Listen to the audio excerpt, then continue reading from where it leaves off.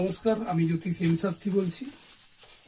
আজকে কথা বলবো কালসর্প দোষ নিয়ে। কালসর্প দোষ হলে কি কি হয়, তার প্রতিকার কি কি কি করলে ভালো হয়, কালসর্প দোষ হলে মানুষ কিভাবে বুঝতে পারে যে কালসর্প দোষ হয়েছে।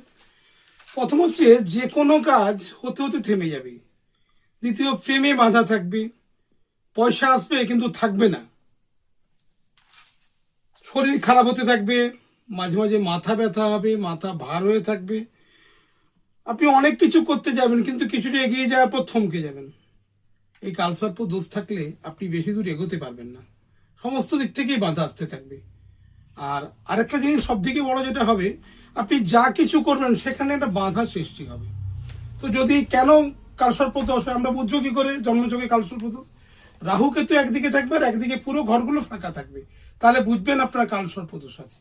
কালসর্প দোষ হলে আপনি কি কি করলে কালসর্প দোষ আপনি বুঝলেন, তাহলে কাটাবেন কি করে, কোথায় যাবেন, কার কাছে যাবেন, কিভাবে কাটাবেন, একটা একটা ছোট্ট রেমেডি আমি দিচ্ছি। যদি আপনারা পারেন করতে পারেন তাহলে আস্তে আস্তে কালসর্প দোষ কেটে যাবে। কি করবেন না, আপনারা পাখিকে খাওয়ান অথবা পশু পাখিকে খাওয়ান, কুকুরকে নিয়মিত খাওয়ান, ভগবান শিবের মাথায় জল অর্পণ করুন, অথবা রাহু বা কেতুর বীজ মন্ত্র 108 বার করে জপ করুন।